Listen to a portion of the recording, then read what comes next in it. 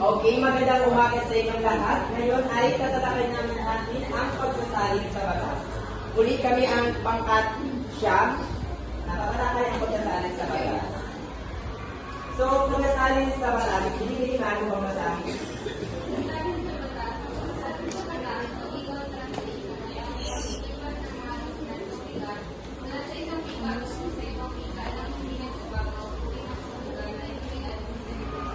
So, dito sa pagsasalin sa batas, ito yung mga proseso ng paglilipat ng mga dokumentong legal mula sa isang wika patungo sa ibang wika. So, ang pinakamalagang bagay dito pagsasalin sa batas ay dapat ay hindi mabago ang tunay ng halaga ng iyong isinan. So, next, binibili ka rin mo magsasabi? Ang pag-aalala ng pagsasalin ay paglilipat ng design sa ibang wika. Ngunit sa larangan ng batas, mas mahigit ang proseso dahil bawat salita ay may legal na epekto o Department of Justice. So, dito pag sinabi natin kasi ang pangkalahatang pagsasalin, ito yung simpleng pagsasalin na yung layunin lang niya ay maunawaan ng mga mamamayan ng isang yun. Tapos dito sa dito sa larangan ng batas ay dito sa larangan ng batas ay mahigpit yung proseso niya dahil malaking epekto ito pag mali yung pagkasalin mo. So dahil ito ang mga ilang halimbawa pagkakaso sa korte. So ngayon naman idadako naman tayo sa layunin ng pagsasalin sa batas. Una ay maunawaan ng iba't ibang mamamayan ang kanilang karapatan. So dito kapag kasi naisalin ang batas sa wikang naiintindihan ng isang mamamayan ay kanilang mga maintindihan ang kanilang mga karapatan bilang isang tao. Pangalawa, magamit ang batas sa iba't ibang wika. So dito naman, alam naman po natin diba dito sa Pilipinas na meron tayong mga iba't ibang wika na ginagamit dito. Iba't ibang wika na ginagamit dito sa Pilipinas. Kaya dapat ay kapag tayo nagsasalin ay dapat talaga maintindihan ng mga mamamayan. Pangatlo, may iwasan ang maling pagpapahulugan ay pakahulugan na maaaring magdulot ng problema sa kaso. Dito, kapag mali yung pagkasalin mo, ay malaki itong problema sa kaso o sa korte.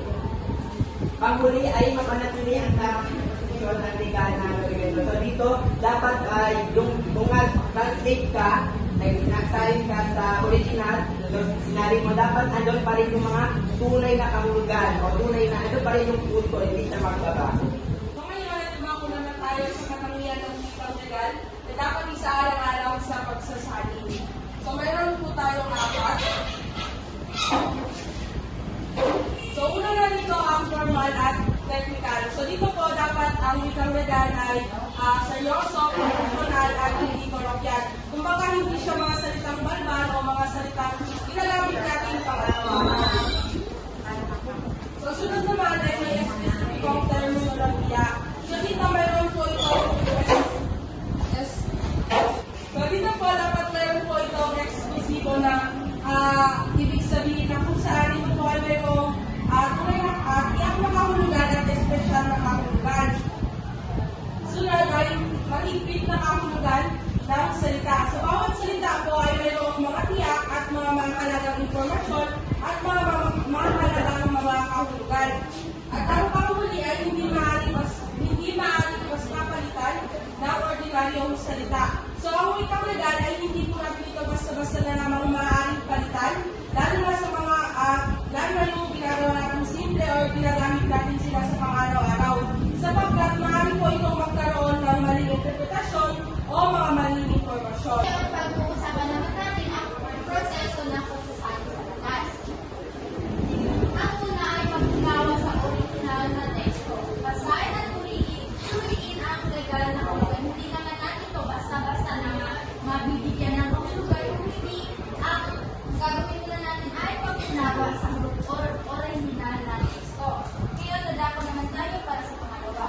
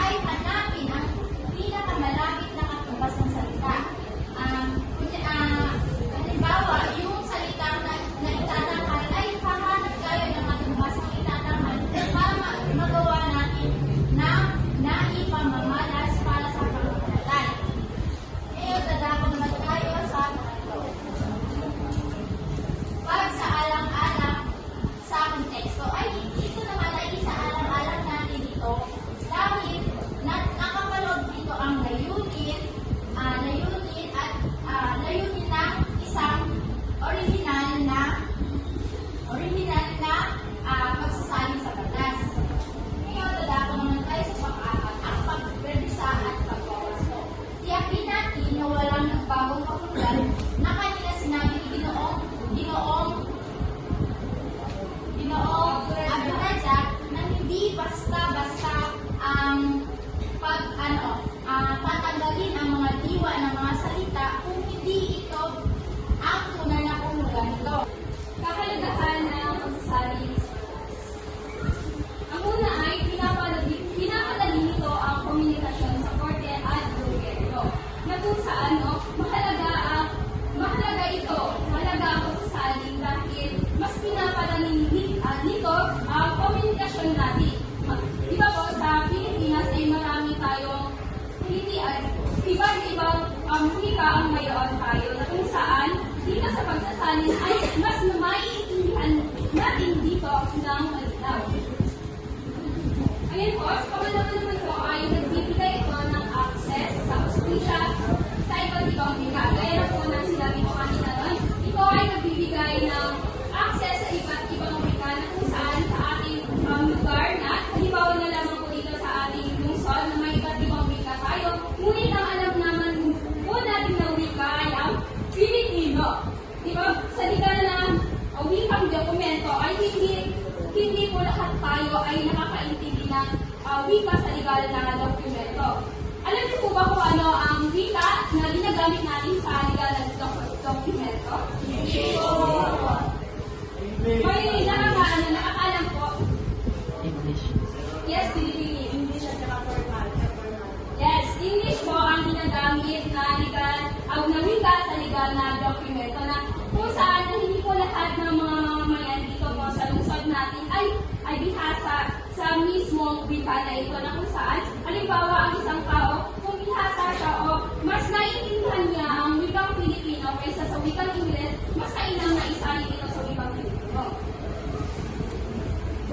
Sa pangatlo naman po ay pinoprotektahan nito ang ating karapatan bilang isang mamamayan na kung saan na po sa pamamagitan ng pagsasalin na ito ay hindi nagiging bias o mas nagiging bias ang batas dahil lahat tayo ay makakaintindi at makakaunawa hindi lamang yung mga kakataas. Dahil kahit yung mga karaniwang mga Pilipino lamang na hindi nasanay o bihasa sa Ingles ay makakaunawa nito. Sa panghuli naman po ay tinitiyak nito ang pagiging patas sa batas. Yun na nga po dito, no? Tinitiyak dito yung pagkapantay-pantay nating mga mamamayan upang mas maintindihan po natin ang nilalaman ng dokumento sa isang batas. Ngayon po ay umako naman po tayo sa halimbawa. Mga halimbawa. Narito po ang unang halimbawa. Sino po ang maaaring magbasa sa unang halimbawa? Yes, ito.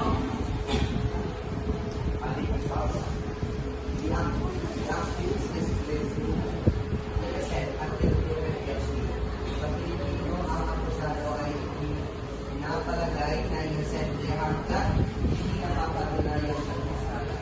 Parang, maaari bang ihigit ko ang iyong pagtunawa mula sa iyong nabasa? Then po sa aking pagtunawa sa pagbabasa ay yung salin ko. Opo, yung pagsasalin ko nga naman sa iyo. Ang pagsasalin ko ay literal word for word po na hindi patunayan. Yung salita ng Diyos, makita natin yung salita ng akusado. Ang preso ay pinapalagay innocent. Kaya masabi ko na ang pagsasalin ay salita. Maraming salamat, Ginoo. Dahil tama ang iyong pagpili ka dahil dito sa aking halimbawa, no? Bawat salita dito ay sinasalin mismo. Kaya naano natin dito na salita sa salita dahil ordinasado ito sinasalin mismo. Ngayon naman po ay lumako tayo sa ikalawang halimbawa. Sino pang maaaring magbasa at magbigay ng kanilang salot dito sa ikalawa? Yes, Ginoo. The witness shall testify